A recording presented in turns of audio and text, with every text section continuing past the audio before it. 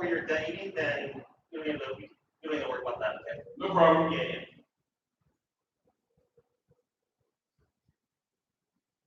But thank you. I really appreciate it.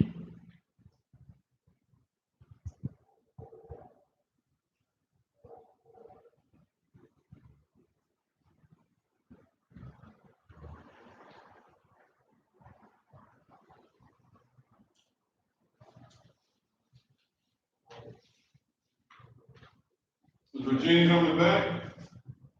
She says she's gonna be in and out. Okay. Yeah. Okay.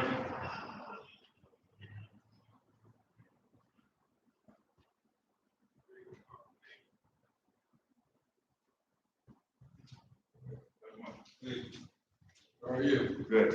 Good.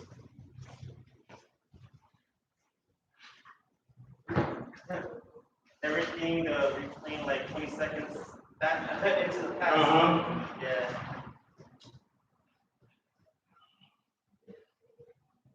Hey!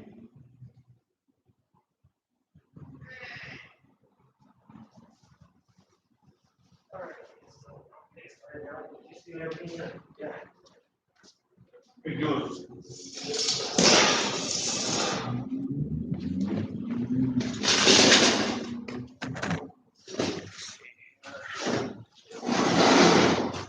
Hope everyone's afternoon is going well so far.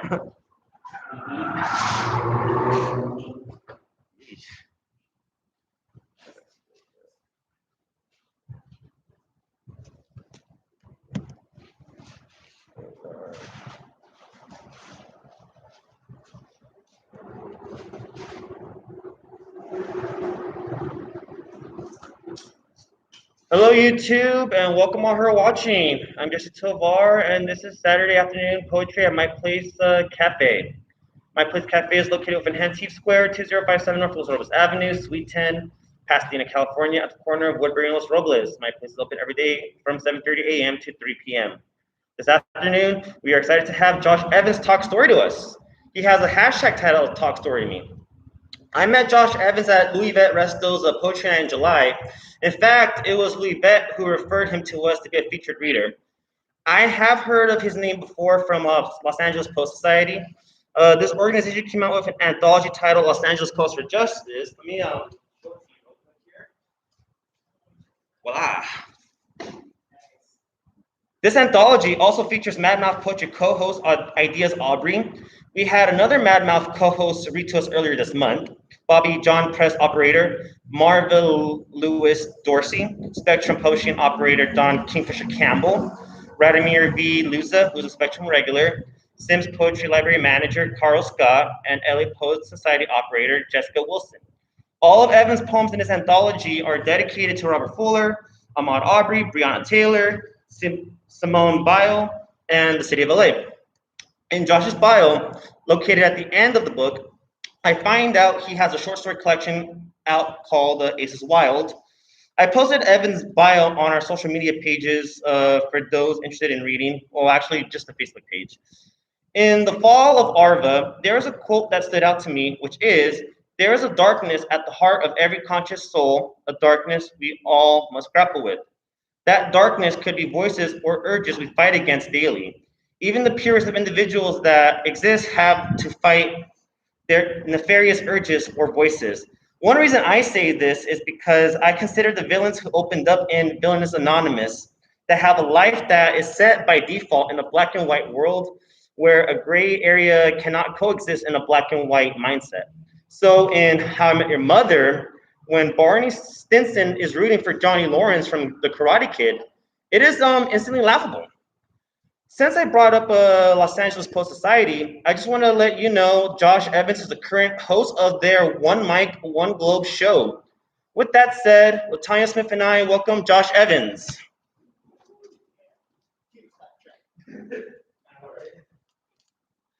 Hello. Hello. I'm gonna adjust this a little bit. I gotta say, I'm super touched that you read it. I was like, oh, he's quoting from the actual story. He read it. Hello, everyone. My name is Josh Evans. I am a poet. A little Hamilton there. I'm from Pasadena, born and raised. So I was really happy when I was invited to do this. Shout out to Louis Vet for the plug. Um, and yeah, a little bit before I get into it, I got into poetry when I was a teenager, and I am a product of my time, or was a product of my time. I was born in '90, so when I was a teenager, it wasn't cool for boys to do poetry, and I was just like, no thanks. But I was working at an after school program, and when we weren't working with the kids, they brought in a professor actually from Pacific Coast College to work with the tutors. And she was like, "Yeah." So today, she was an English teacher. She's like, "Yeah." So we're gonna write poetry. I'm like, "All due respect, I'm a man." I was 15. I'm a man. I don't write poetry. She said, "Uh huh, uh huh. Yeah." So you're gonna write this poetry. And so I started writing, and I was immediately hooked just in the freedom to tell stories how you want to tell them. And do you rhyme? Don't you rhyme? How are you rhyming? Internal, external, and just playing with words and building words and language. So yes, and I haven't stopped since. I did spoken word for a long time, then I stopped that to do just explore different veins of poetry that weren't spoken word. So here we are. So I'm gonna start off with some poems actually from my Instagram account. I post poems regularly on Instagram, and when it lands on a Sunday, I do love poems, and I call them Sunday morning love poems. So I'm gonna kick us off with a few of those, and yeah, let's get this party started. They're all short because it's Instagram. I catch your eye as we both entertain guests from opposite ends of the room. Your eyebrows dancing to the chart topping singles of your jokes and anecdotes. My hands painting the air with stories you already know the colors to. I catch your eye between sips of wine. You already know what I'm thinking. Next one. You're a walking lip bite, thinly veiled in Eden's leaves. How do you always manage to look so good? Next. Many nights sleep slips out of my window, playing AWOL to satisfy its own adventure addictions. My dreams blossom, superhero yearnings for transformation into the body pillow you so tightly clutch. But you are as many miles away as I am words from the end of my next novel. Hey Siri, activate our playlist. I dance in the dark alone with you until sleep comes sneaking back in. And the last one from this particular Sunday. Capricorns don't believe in forever. It's an insult to our pessimism. But every day, I look forward to another tomorrow with you. Thank you. Thank you. I got scared there because the Hey Siri part was in the poem, and my phone came on. I was like, oh no. All right. So, check. Okay. I'm going to read some poems. I have a manuscript that's not published yet, but it is completed and being shopped around. So, I'm going to read some poems from that. I was playing around with putting it in some particular order. Excuse my flying mask. In some particular order, but I'm just going to dance around. This is in no particular order. This first one I wrote actually as an exercise for some students I was working with, and it's called Where I'm From. I am from the top bunk. From Ninja Turtle action figures, Adventure and Odyssey radio dramas, and Static Shock on Saturday mornings. I am from wall shaking gospel music, mom's signal that it's time to clean the house. I am from yard work, plumbing, pool cleaning, assembling IKEA furniture without needing to read the directions. All things my father made sure I knew how to do by the time I was 10, when a hug and I love you would have made me 20 times smarter. I am from too black and not black enough. From no language, pero un amor de español. From LA dojos and short stories scratched into notebooks. I am from Lucky Bridget, the only dog I ever loved. I am from Star Wars, Jesus, the Fresh Prince, and poetry, because hearing salvation wasn't enough. I needed to pen my own. I am from Granny's rolls, fresh out of the oven. I am from being homeschooled before it was cool and being a mama's boy before it was hot. I am from floppy disks and IBM, from Macintosh before it found its swagger and became Mac. I am from the force is strong in my family. Education runs in my blood, a marathon of purpose spiraling in all directions through every member. I am from that legacy, a poem that began before my first word. I am from Stephanie and David's journal entry, from ginger snaps and lemon birthday cakes, from Tyco racetracks covering firewood in the rain, and Nintendo before memory cards. I am from blood and water have the same thickness, and all five of them call me brother. I am from the refuge of thousands of books that travel through my fingers. I am from Motown Christmas. I am from family game nights and the hope that good things will last. All right. Okay. So, yeah, we can go right into this next one. As many writers did, I wrote a lot last year. And this is one of those poems that came from last year. It's called The Amazon. There was a song my mother used to sing to wake me. Rise and shine and give God the glory, glory. Rise and shine and give God the glory, glory. Its rousing scintillations tasted like hope, a burgeoning pastry promising good things inside this life, if only she had the courage to bite into it. Rise and shine and give God the glory, glory, children of the Lord. Now my tongue is burned, my soul seared. I smell smoke on the breath of everyone around me. Heat consumes all of creation, Mom. The orange inferno is on a rampage. Not even your song can stop the flames anymore. The air of the world is on fire. Everything is burning, burning. All right. Shout out to nature. Blowing the pages around. Let's actually, you know what? I will jump to. I'll jump to a poem about my nephew, who is 2 this year. He was not 2 when I wrote this. And the title simply is named Zion. In a way, I know your eyes better than anyone else. I grew up with them, pulled weeds with them, wrestled with them, had lightsaber fights with them, rode scooters with them, set up action figure battle scenes with them, survived Granny's oatmeal with them, watched Saturday morning cartoons with them, brought the fresh eggs in from the yard with them.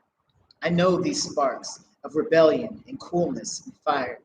Eyes I loved, studied, feared, failed repeatedly. These eyes broke once on the rocks and waves. We almost didn't get to see your eyes because I wasn't looking. I hate my eyes.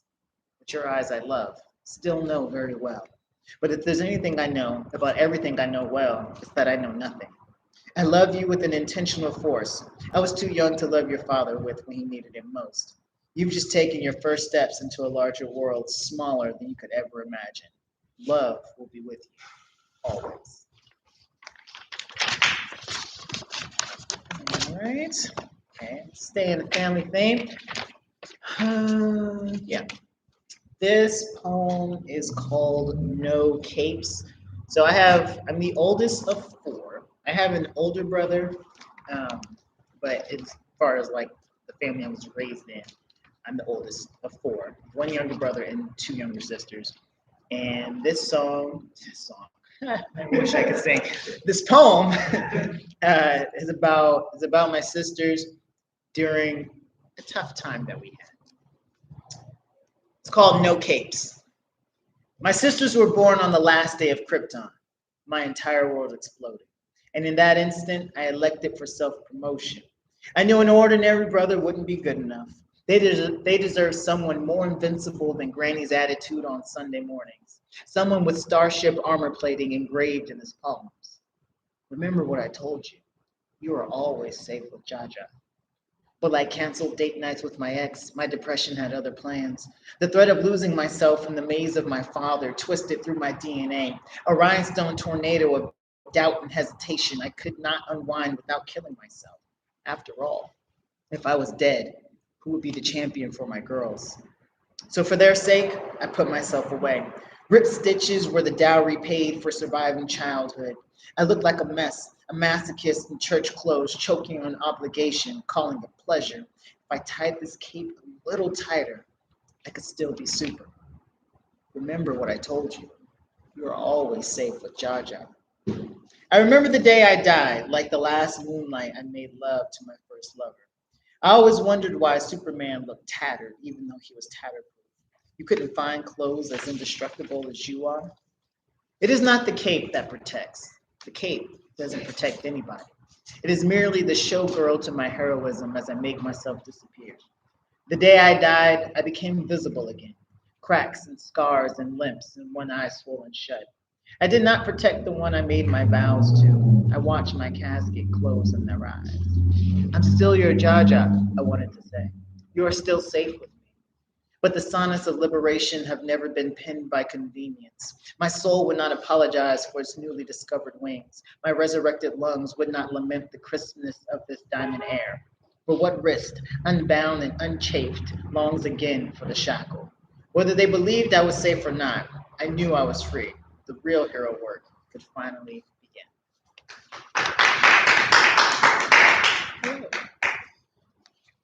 Okay, let's take a brief. We'll stay in the family. We'll do one more. So this is a poem I wrote for/about my mom. When we're kids, we grow up and we have all these ideas about how we would fix the issues in our parents' lives. We can't really do anything about it. And as an adult, I was still am still living in that place. And so I wrote about it to kind of help process. This poem's called Alucard. My dad was a vampire. The way he preyed on my mother's innocent blood, the way he never loved her after he sucked her dry, leaves me convinced that he was only ever after her innocence. How else do you explain the trapdoor fangs embedded in every word he spoke to her? His many kindnesses, a hive of bats, clawing, shrieking our faces unrecognizable, swirling out of his blackening mouth like the cave in Eden where Satan's vipers took refuge to hide from Gabriel's flaming sword. She was only ever a meal to him, something to consume to keep his life going. I was 8 when he first unfurled his verbal lashings in front of me, onto me, set his face like a ceramic bowl in its final stage, letting us know that our words of reason and protest would be met with barricades and hostile force. With his man of the house plaque firmly in hand, he whipped us into submission without laying a finger on her. And with the child's folly-filled fantasy of retribution, I dreamed of one day cutting that finger off. I have vampire blood too, yet I knew vengeance would break my mother's heart. So I waited in the darkness for his raining fist, swearing the day he touched her would be the last day he touched anyone. But my mother was a creature of the day, claiming a healing and prayer and worship I never witnessed, bringing her heart's oozing scabs and blisters to a Jesus who just seemed to say, I'm sorry you had to go through that, from way up in heaven, as if he wouldn't have burnt this planet to cinders had it been Mary's soul scarred and broken. I was 8 when I realized white superheroes don't save black citizens, and mayonnaise Jesus doesn't redeem Negro spirits. Imagine me, American-born, stolen from African regions unknown, discovering my triple immigrant status as native of my mother's colonized Transylvanian womb, gifting my afternoon skin with the terror of day and humanity of nightfall, for only in full shadow am I free to be myself. I am the crucifix against the curse of your vows. This castle now belongs to me. Oh, welcome. When did you say you wrote that? I wrote them near the end of last year. Yeah. Okay. Time check. Okay. As Jesse was sharing, I'm big into stories. And this picture, this poem. I'm just not with what this is. First it's a song, now I'm saying this picture. This poem is called Hero. A minute to take a classic and pen in an amendment. Everybody is the hero in their own story. Reads better as everybody is justified in their own fiction. Campbell's soup is most potent in the sick, but some people go on that journey simply because they like the taste. Claiming the gray between innocent and victim, a prologue of look where I came from, epilogue of this is just how I am, woe to the meat that gets sandwiched in between all those merciless pages. Spurning kryptonite recollection, the galvanizing depression of parents murdered. I'd rather be a celebrity than a hero, to be worshipped than challenged to evolve by the people I flew in to save. A tic-tac-toe of who did what to whom and when. X and O savagely at each other's throats via lines of defensive offense. Nobody needs a hero when the pursuit of happiness burns the ability to deal with uncomfortable feelings from other people in your narrative. Because to be a hero means you might have to take time away from you to save somebody else.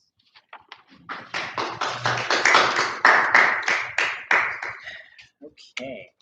Yeah, we are just kind of going through the order. This one's called, I also wrote this one last year. This one's called What If I Put America Out of Its Misery? Right. Yeah.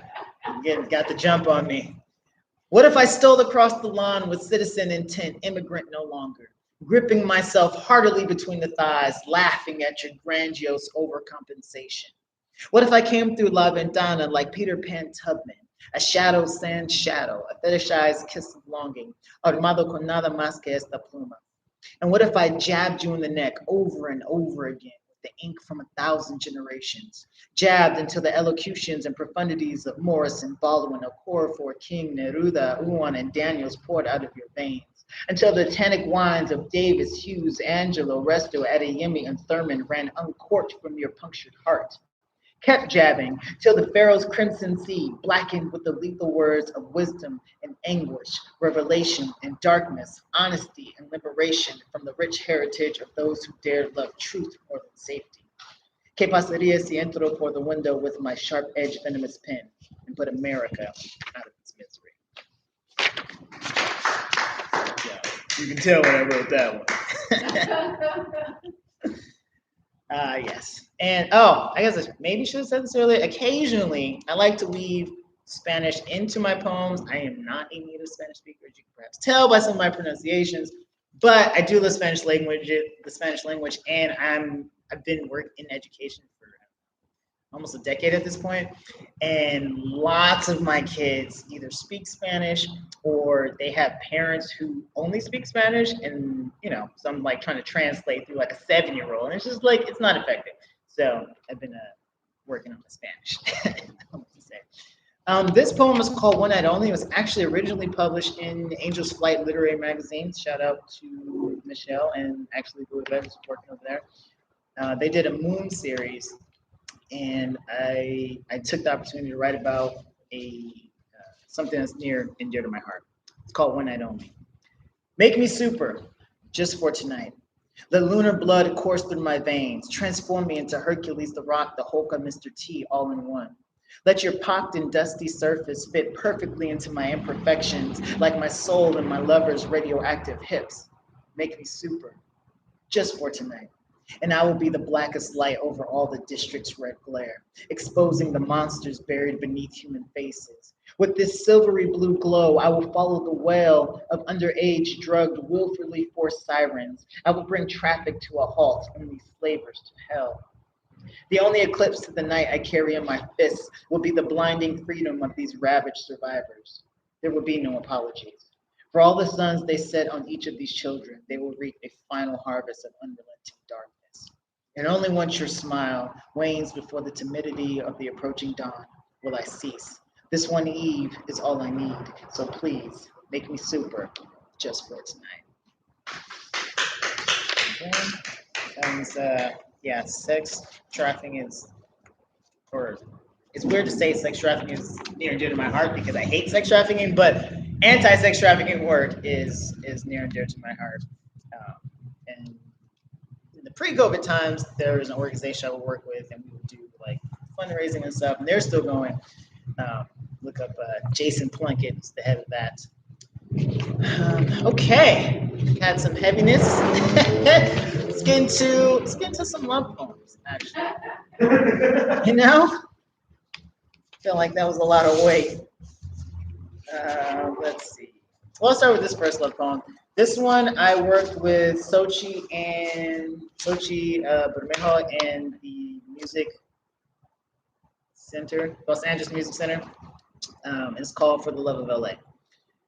What would I do for the love of LA? I would make God pay his debts because our tongues can't afford the postage for thoughts and prayers anymore. Anguished bodies are stacked in layers like an Oreo graveyard. This is no place for a young princess, say her name. The tears of black bodies metastasize into shards of glass, cutting the feet of pastors who spend people for money. For the love of LA, I would lower the skyline to the porch level down on Slauson so my 77-year-old godmother can experience cloud walking once in her life before time issues that final repo notice on the glint in her eyes. For the love of LA, I would expose white magic as witchery and black magic as resurrection. Because if God will not save us, then I'll do it myself.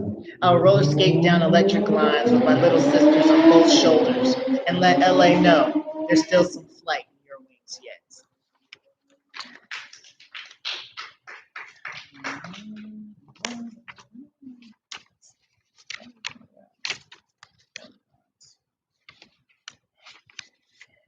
This would be so much easier when this is a printed manuscript. Oh, did I not print it out? Oh no. Okay. Well. All right. Well, the one I wanted to read, it's not in here. All right. So we'll ease our way into the love poems.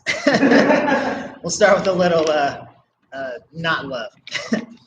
This one's called 2 Seconds because, to be a poet means to have a frustrating love life. I'm frustrating what? Love life. Oh, It's called 2 Seconds. For 2 seconds, you had me.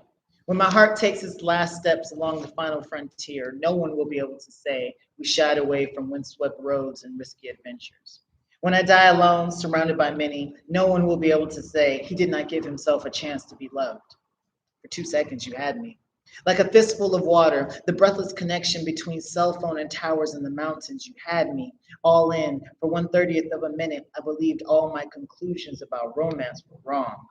My eyes open against my will, like the carpool lane during Christmas rush, skittering the maze of haze, lights, and smog, the gleaming unknown of a future we could shape, even though I stopped believing in shaping things since the final Musa. The base of my soul was hooked, plucked to life by your shivering words. I love how you challenge me mentally.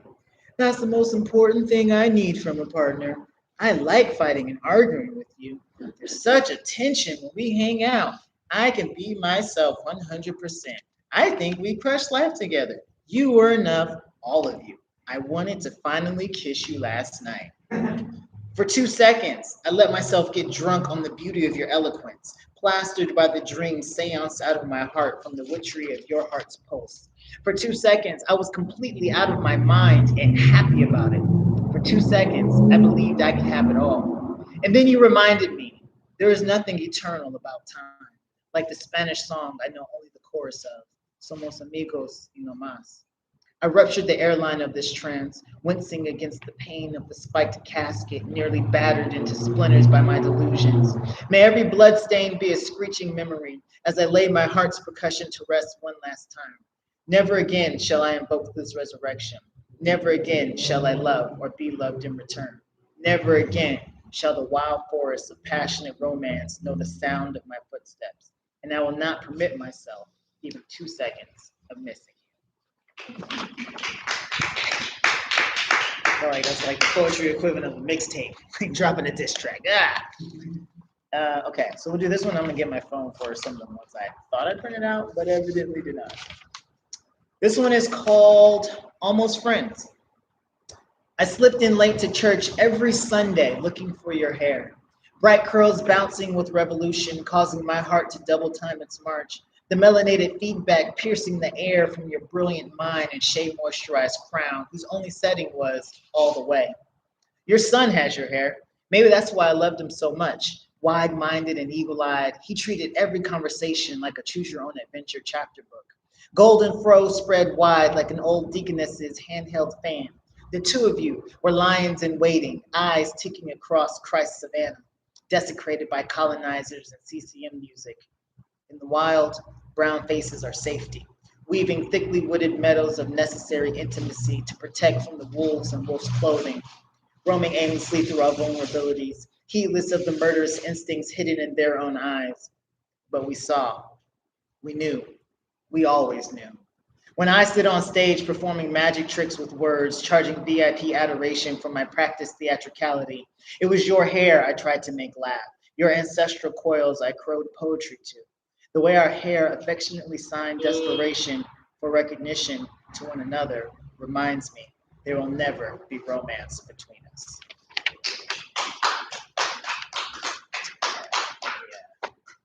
Let's pull up some love poems. I do have a soft side. It's not all rah rah bang. Uh, okay. I was gonna say I enjoy writing love poems, but I feel like that's every poet in the history of poetry enjoys writing love poems. So You do or you don't? I do. Um, yeah, but I feel like that's not special. Every every poet enjoys writing love poems. It means like somebody's thinking about you who doesn't want to be thought about and adored. Okay. All right. Now here we go. Okay, so yeah, all the poems I've been reading so far are out of a manuscript that's not out yet, but I am shopping it around for publication. Very good. Thank you. Thank you. Okay, let's do this one. This one's called Her Midnight Face. Stargazing in her midnight face is my favorite pastime, forecasting the tender lovemaking of our silhouettes. Crepuscular lips, an ocean of lemon meringue sunlight, our love has spent an eternity beneath the pier's wooden legs. Gathered darkness like an exotic shell collection. Gathered darkness like an exotic shell collection, tending to the candy responsibilities of survival, crusting over our toes, impeding our embrace, slowing affections, molding our godhood into idols. Only the water remembers our laughter, our ecstasy, from making love in the waves until we can no longer tell where one started and the other began, as time broke recipes. If pleasure is damnation, put me on lifetime subscription to hell. I miss the sweetness of your nimbus thighs, the taste of your thunderstorm as your body shakes with lightning. Sometimes I panic at nightfall's velvet drop, mistaking darkness for non-existence, like a wombed child just despairing of never being born at all, when that one has been my only insistence. To be born again, like Cupid's Messiah, born again to your rapturous words, silky skin. Heimdall beaming my soul from this mortal frame on fire into the timelessness of your lips. Wade with me into memory and let's build a future. Let the wind billow through our adventurous love. Piers are meant to be platform, not cages, a doula, delivering us from darkness like a hand out of glove. My heart beats this concerto, fearing being forgotten, but dusk only seizes in terror when it doesn't know dawn is coming. Yes, I am a passionate love, and so sometimes I panic when darkness falls. Then the moon reminds me, our love yields not to the day, it defines it. Yeah.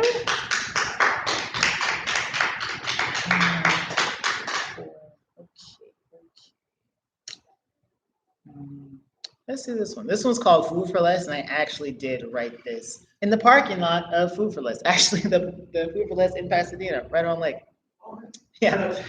Food for Less. I like corny things. Late night grocery shopping, just the two of us. Me and Crocs I swore I'd never buy. You in yoga pants you've yet to work out in.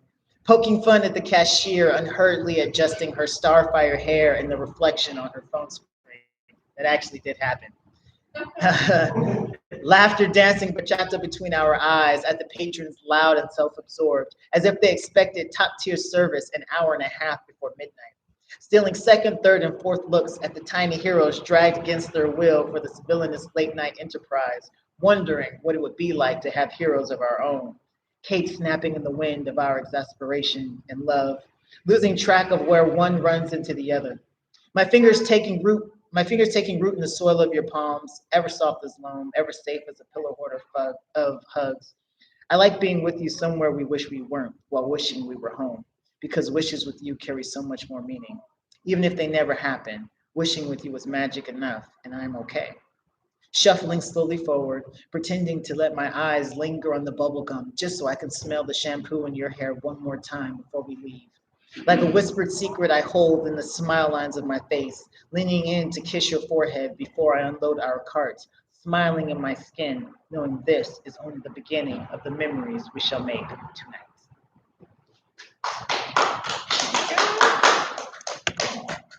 Thank you. Inspirational Is that inspirational what? food for less. Yeah, it is. I'm standing in line and the mind starts wandering. Okay, let's do. Okay, I'll do my brother poem, or a poem for my other brother and my dad, and then I'll do a sad poem, and then we'll get into some justice stuff. This one's called Somebody Else. You were wrong, Dad. It's not about track records. It's about perfection. I wish you would have told me. People don't care how humble the approach is. If I act like light, they act like roaches running away from me. You were wrong, Dad. Perfect track records don't earn golden medals of trust and respect.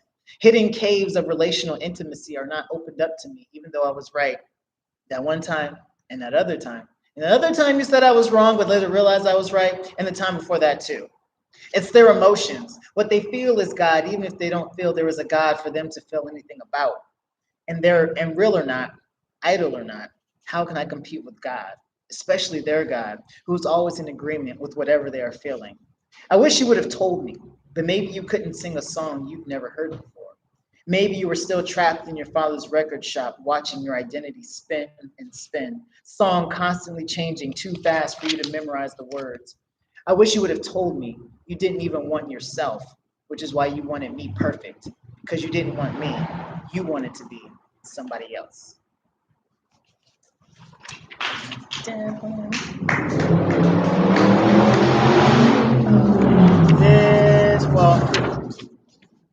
do this one, and then I'll do a brother poem. This one's just called Gone. I feel myself slipping away again, being pulled back into the memed cracks of unbelonging. This is all a performance, my artistic persona, a political stunt covering up the scandal of non-existence. The fruits of my ichor are poison apples waiting for my impeachment.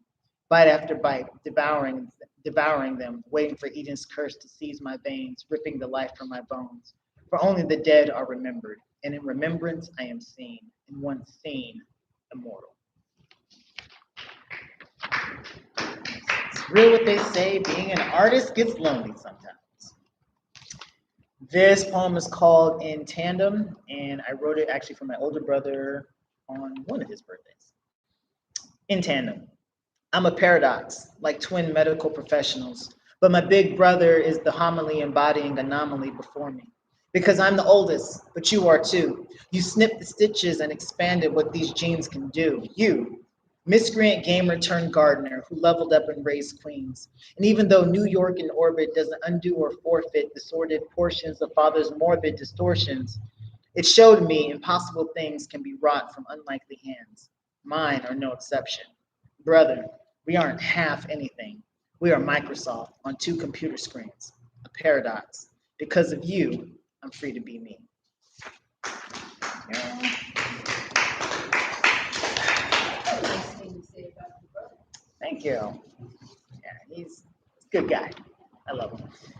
This poem is called Justice Vision. So I work at an elementary school, and last year, nope, it was this year, for MLK Day, they asked me to write a poem to read at assembly, especially because, like, the schools were on Zoom at the beginning of this year. And so this is what I wrote.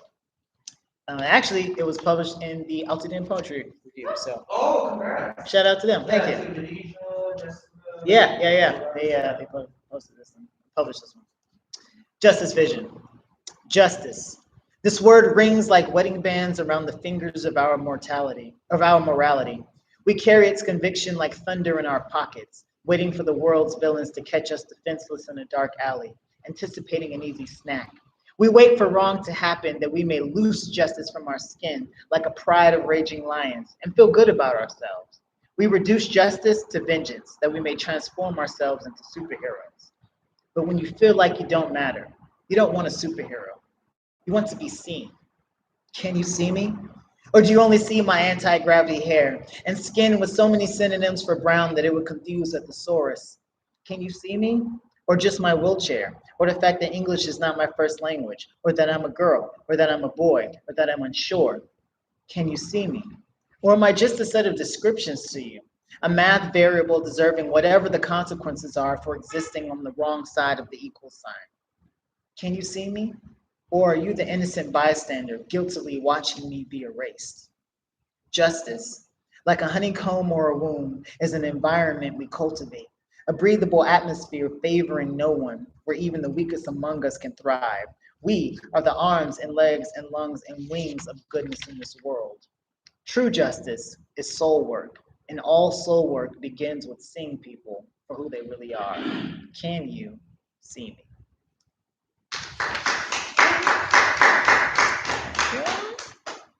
I bet the kids like that. They did. They did. The parents did too. The families were very much enjoying it, which is good because poetry's hit and miss, especially for middle school kids. This one, okay, so this is a poem I wrote about my great grandfather who last year we just found out, or I just found out, apparently one of my cousins knew, but the family kind of became aware that he was super active in like the 60s and he did attend the original March on Washington for Jobs and Freedom.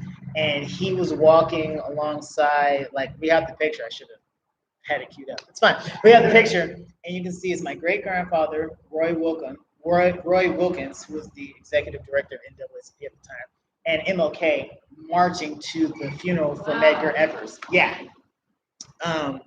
And so last year, like, with all that was going on, was the first time I had gone to rallies. I ended up speaking at a rally, and just, just very feet on the ground in spite of like the pandemic. I had my mask and everything, but like I couldn't stay home. And so I was doing all this stuff, and then I was talking to my grandmother, and she was telling me about my great grandfather, who was her dad. And I was like, oh, okay, like it's not just me, like it's genetic, like this is a part of who we are. So this poem is for him. It's called I've Been Marching, Great Grandfather. I've been marching, great grandfather. The cadence of my words crunching passivity like soda cans beneath the heels of my protest. The language and diction of these boots ringing soundly along the hallways of ears whose only registered decibel is disruption. I've been marching, great grandfather. My mother asked me, why do you have to go? I didn't know what to tell her. Why is it that Abel's bloodstains crusting the seraphic carpets of Eden burned an incense louder to God than the inciting conflict itself? I cannot explain the spiritual science of compulsion, only that I shall perish if I keep still. And since perishing is inevitable, keeping still is not an option. I've been marching, great grandfather. I gave my first Black empowerment speech this year. I was planning only a vacation of presence to settle my nerves like fresh wine in the king's chalice, but there truly is no rest for the weary. The words tore out of me like an escape route, a runaway locomotive on invisible railroads to freedom, because every Black person knows paved lanes and set tracks only lead to oppression. I've been marching, great grandfather, chanting, cussing, screaming, protesting, singing, preaching. You marched, great grandfather. Before I ever set foot in Hollywood, your heels blazed boulevards in Washington. Before I ever evoked my voice at a park rally in Pasadena, you detonated your will before the Lincoln Memorial. The iconic dream that reshaped America was not without your touch, your DNA, a dream that birthed me before I was conceived. We've been marching, great grandfather. Your waterfall strides pound like tidal waves in my veins. I was made for this, made to march. And together, great grandfather, we shall carry on. Thank you. Thank you. All right, so where are we for time? Okay, got time for a little more. So those were, I have one more I'll do later from the currently pending manuscript. These are poems that are not done. Well, they're either unpublished or they're works in progress. So stuff that I'm working on for the next collection. And this one's title is just called Beauty Number 7. Celebration is the gateway drug to immortality. A powdered alchemy evoked upon dates, special outfits, and festive balloons. A contest to see who can get so high first that we forget we don't really want to be here. Us or the earth? This basketball is a pumpkin in my rosebud hands. I can't focus. There is no basketball. The orange party lights pop hot across my fingers every time I go to tighten them. The broken laces of shattered filaments peppering my bloody palms like diamonds spelunking down the walls of a volcano. Darkness, pain, blood, hallucination. Perhaps this day no longer wants to be remembered. The death of Saturday morning cartoons, The death of Saturday morning cartoons, my cool affection for a church who concealed their racism and called it love, the ascension of Maya Angelou, Star Wars being sold to the mouse house, my father abandoning my sisters. The days cut and starve themselves for escape out of our memory, but we are Pharaoh denying Moses' liberation. Not without plagues, not without blood. I pick my phone up to check on my mother, to see how her skin is weathering this day that does not want to be remembered. If God changed hearts every hand, today would be a good day. If compassion was a teachable skill, today would be celebratory. If love was reliable, today would be my parents' anniversary. Memories are the bioweapons deployed against us who retain what seeks to be let go. Honeymoon stripped of the comb's sweetness while the moon looks on horrified beyond the frigid air. Promised yacht cruises canceled like college credit cards because you have not earned enough behavior credit in your husband's eyes. Or conversation meted out in the minutes my father allotted you as he played a god even he didn't want to be.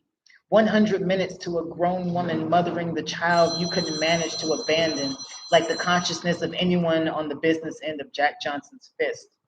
Plagues, blood. Why can't I stop remembering this day?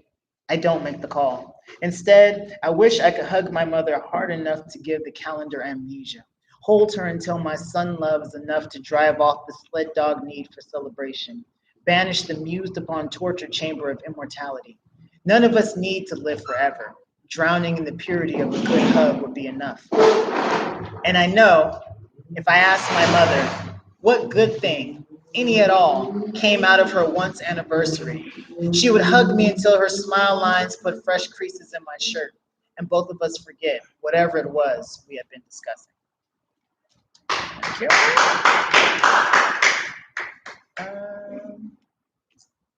This one. How are we on time? One more? Okay, well, let me see.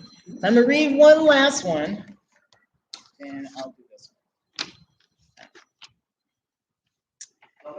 one. It does sound like a school bell. So then for this last one, this one's called City of Roses. I've been thinking lately about an older woman who continually refutes my pursuit to woo her. In her mind, I'm just another young Thanos out to notch another universe on his belt. Like any solar system, she knows she is beautiful, but the privilege of navigating the intimacies of her planets is something she only grants serious suitors. How much money do you make a year anyway? She scoffs. You can't afford me. You're right, I say. The spread of your landscape, the magnanimity of your city walls are a swooning anecdote far beyond my tax bracket. And perhaps it would always be so. Not every queen becomes a pauper, nor every humble man a wealthy one. But if you will let me love your roses, I promise my touch will cure your memory of thorns. She is skeptical.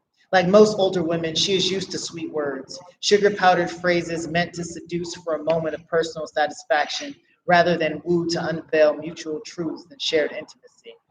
I don't even know if she remembers being in love anymore, only taken advantage of. So I walk her streets by moonlight, softly taking her hand. Green Street takes me to Afters for midnight ice cream, and I open up a little. Confess to not knowing all her secrets, to a passion of innocence. I have been smitten since I first laid eyes on her, but there are many who bear greater fluency in the leaves of her verses. Together we move down Colorado and past one of her icons, Andy's Coffee Shop. She stops and points. I love this place with all my heart, she says. I smile at her, admiring the way gravity frames her beauty under starlight. Together, we walk in and out of stories, both past and to come. Her scent saturates my senses like a sponge in a barrel of whiskey. Somehow, we ended up back at my house. I gently kiss her cheek. I will never stop loving you, I say. She smiles. I know. Her footsteps melted into zephyr dust, blow out into the night to spread her winged presence over all in her care as selflessly as always. I close the door, face a quivering canvas painted priceless with hope and mirth. I love you, Pasadena. Thank you. Thank you. That is my time. All right. Oh, you're gonna read yours No. I'm the host. Oh. Yeah. I was the guest. Yeah. So that's how I basically do every show. Like I intro the poets or the novelists or whoever, and then I close them out after they're done doing their set. And so on Instagram, Josh mentioned that this reading is dedicated to Nesha, and Nisha. It's her birthday today. Speaking of dedication, since he mentioned that he got published in the Alternate Poetry Review, I want to say that I probably haven't said this before, but I am thankful to Khadijah Anderson, especially because last year when I helped Nervous Ghost Press have one of their shows here for their virtual tour for the anthology they released, Khadijah Anderson was the guest for that event, and Khadijah Anderson was also so before me. It was Khadijah that ran a lot of the poetry events here at My Place Cafe back when it was known as the Sidewalk Cafe. And then when she went to Portugal, that was how I came into this equation and was able to have these events for you guys here on YouTube and here at the cafe for the last 9 months. And I'm very grateful, and I've enjoyed every single show that I've put together here thus far. And yeah, that's pretty much all I have to say. Again, with Nervous Ghost Press, they are having a open mic in a few minutes. If anyone is interested in watching, just look up Nervous Ghost Press on YouTube, I believe, and you'll see that they'll have a live stream up shortly. So with that, excellent and just amazing, Josh. Thank you for reading. So that concludes afternoon prose and poetry at My Place Cafe. Thank you to our audience. Shout out to Jacob James from the Alan Wasserman Jazz Ensemble last weekend. And you, I believe you're from the insurance company, right? Next door? No? Oh, okay. I'm sorry. I apologize. You look like. Gloria from Altadena. Okay. Oh, nice. Well, I'm glad you came out. Really appreciate it. We really appreciate all our audience that is here for all the shows that we've had. Like in the patio. Let's see here. And also to you again who are watching online. Thank you, Latanya, Regina, and the rest of the My Place Cafe fam. To get in touch with Josh Evans, follow him on TikTok at Griot. Josh, am I saying that right? Okay. Subscribe to his YouTube channel, Talk Story to Me Studios. Catch his video in his channel about the Jedi Shadow Force. And then you can also, like I mentioned earlier, he is on Instagram at Josh Evans Go. You can also visit Josh's website at talkstorytome.net. Since I mentioned TikTok, you can also follow My Place Cafe on TikTok at My Place Cafe Pasadena. And since I mentioned Regina, we now proudly sell Simone B cupcakes. So when you come back to the cafe, please give them a try. Speaking of which, mark a calendar on Saturday for October 16th. Simone B is having a cupcake decorating class. There are two class time slot options at the moment for 10 a.m. through 11:30. The second one is from 1 p.m. to 2:30 p.m. Limited seating is available. And to register, you need to email simonebcatering@gmail.com. And if you have any questions, you can reach out to Simone B Catering on Instagram. You can also find Simone B Catering on Facebook. Or if you are able to talk to Regina real quickly here at My Place Cafe, you can go ahead and talk to her about this event as well. We are looking forward to coming out for this decorating class. Another event that we're having here on October 16th is singer-songwriter Kevin Campbell will hit the My Place Cafe outdoor patio stage. Jade Harvey, who co-hosted the Labor Day special with me, will also be reading her poems that day as well. Have a great Sunday, everyone, and remember, make my place your place.